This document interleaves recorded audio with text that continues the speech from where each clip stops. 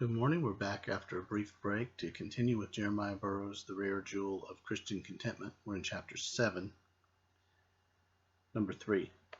By contentment, the soul is fitted to receive mercy and to do service. I will put these two together. Contentment makes the soul fit to receive mercy and to do service. No man or woman in the world is as fit to receive the grace of God and do the work of God as those who have contented spirits. Those who are contented are fitted to receive mercy from the Lord. If you want a vessel to take in any liquid, you must hold it still, for if the vessel stirs and shakes up and down, you cannot pour anything in it. But you will say, hold still, that you may pour in and not lose any. So if we would be vessels to receive God's mercy and would have the Lord's pouring his mercy into us, we must have quiet, still hearts. We must not have hearts hurrying up and down in trouble, discontent and vexing, but still and quiet hearts. If we receive mercy from the Lord. If a child throws and kicks up and down for a thing, you do not give it to him when he cries so, but first you will have the child quiet. Even though perhaps you intend him to have what he cries for, you will not give it to him until he is quiet, and comes and stands still before you, and is contented without it, and then you will give it to him. And truly so does the Lord deal with us, for our dealings with him are just as your froward children's are with you. As soon as you want a thing from God, if you cannot have it, you are disquieted and at once, and in an uproar, as it were, in your spirits. God intends mercy to you, but he says, you shall not have it yet.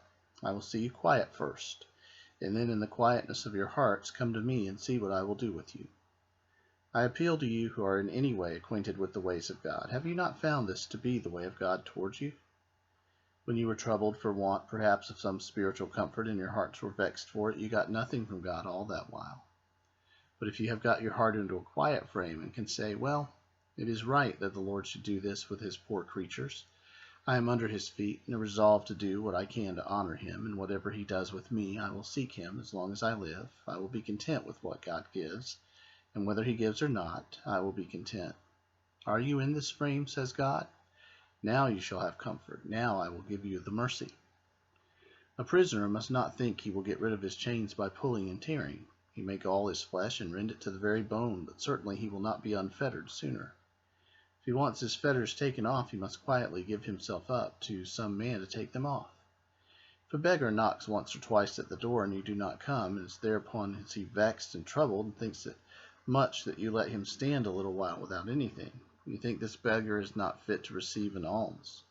But if you hear 2 or 3 beggars at your door, and out of the window you hear them say, let us be content to stay. Perhaps they are busy. It is right that we should stay. It is well if we get anything in the end. We deserve nothing at all, and therefore we may well wait a while. You would quickly then send them an alms. So God deals with the heart. When it is in a disquiet mood, then God does not give. But when the heart lies down quietly under God's hand, then it is in a fit frame to receive mercy. Your strength shall be to sit still, says God. You shall not be delivered from Babylon, but by your sitting still. Number 4. As contentment makes fit to receive mercy, so fit to do service. Oh, the quiet fruits of righteousness, the peaceable fruits of righteousness, they indeed prosper and multiply most when they come to be peaceable fruits of righteousness. As the philosophers say of everything that moves, nothing moves upon something that is immovable. A thing which moves upon the earth could not move if the earth were not still. Objection: the ships move upon the sea, and that is not still. Answer: but the seas move upon that which is still and immovable. Nothing moves, but it has something immovable that upholds it. The wheels of a coach come up and down, but the axle tree does not move up and down. So it is with the heart of a man.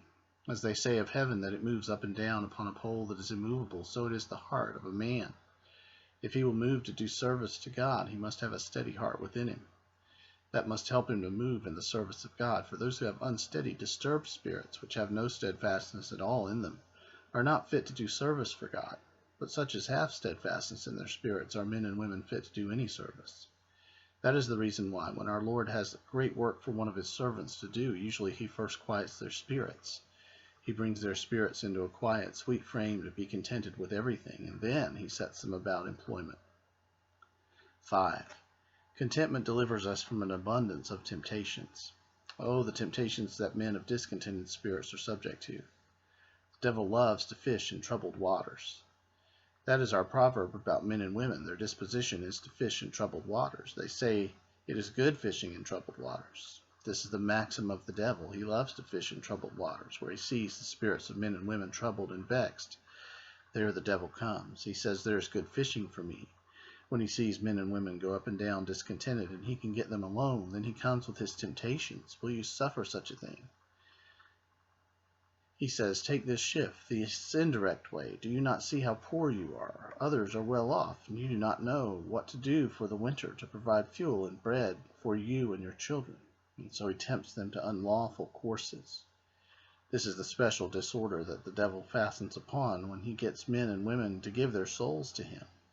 It is from discontent. That is the ground of all who have been witches, and so have given themselves up to the devil. The rise of it has been their discontent. Therefore it is noticeable that those upon whom the devil works to make them witches are usually old and melancholy people, and women especially, and those of the poorer sort who are discontented at home. Their neighbors trouble and vex them, and their spirits are weak, and they cannot bear it. So upon that the devil fastens his temptations and draws them to anything. If they are poor, then he promises them money. If they have revengeful spirits, then he tells them that he will revenge them upon such and such persons. Now this quiets and contents them. Oh, there is occasion of temptation for the devil when he meets with a discontented spirit. Luther said of God, God does not dwell in Babylon, but in Salem.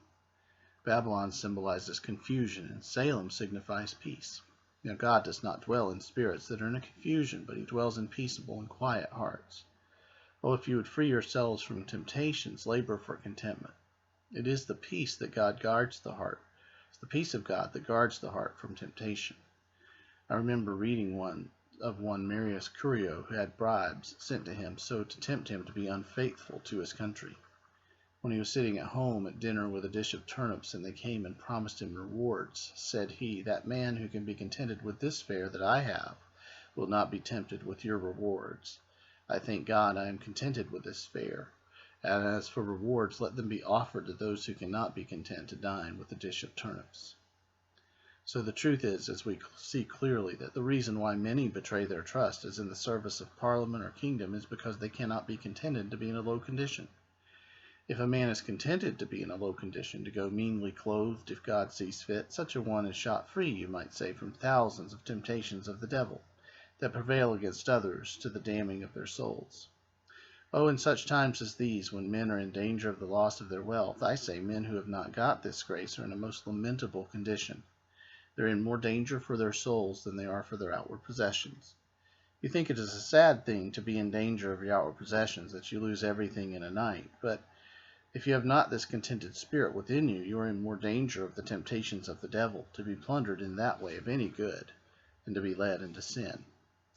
Oh, when men think thus, that they must live as finely as they were wont to do, then they make themselves a prey to the devil. But for such as can say, let God do with me what he pleases, I am content to submit to his hand in it. The devil will scarcely meddle with such men. There was a notable saying of a philosopher who lived on mean fare. As he was eating herbs and roots, someone said to him, if you would but please Dionysius, you need to eat not herbs and roots. But he answered him thus, if you would but be content with such mean fare, you need not flatter Dionysius. Temptations will no more prevail over a contented man than a dart that is thrown against a brazen wall. 6. The sixth excellence is the abundant comforts in a man's life that contentment will bring. Contentment will make a man's life exceedingly sweet and comfortable, nothing more so than the grace of contentment. I will show how it brings comfort in many ways. 1. What a man has, he has in a kind of independent way, not depending upon any creature for his comfort. 2. If God raises the position of a contented man who is low, he has the love of God in it. It is abundantly more sweet than if he had it and his heart was not contented, for God may grant a discontented man his desire, but he cannot say that it is from love. If a man has quieted his spirit first, and God grants him his desire, he may have more comfort in it, and more assurance that he has the love of God in it. 3.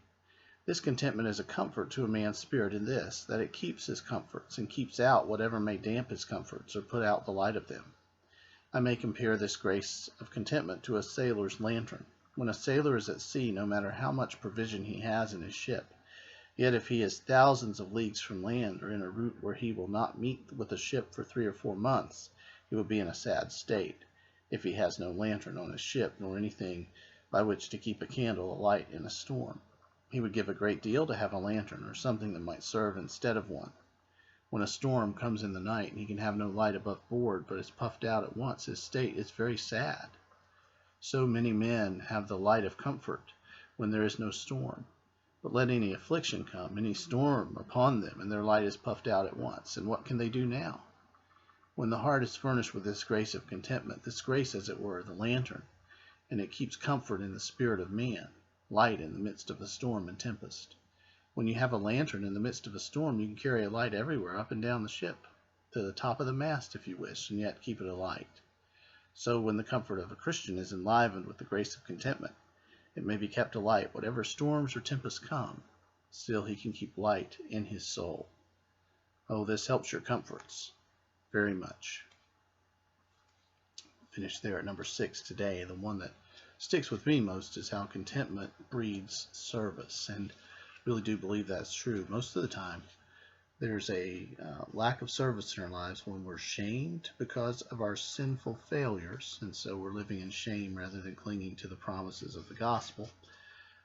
Or there's a lack of service when we're discontent, when we are longing for something we don't have. Contentment does breed service, as does holiness. And so when we're walking in right paths, then we're going to serve. The overflow of a solid life with God is service to others. So that's an important checkpoint for us. If we're not serving, if we're not seeking to do anything for God's kingdom, that may be a sign there's something off in our life with God. So thanks for watching today. Thanks for coming back. I hope you have a great day.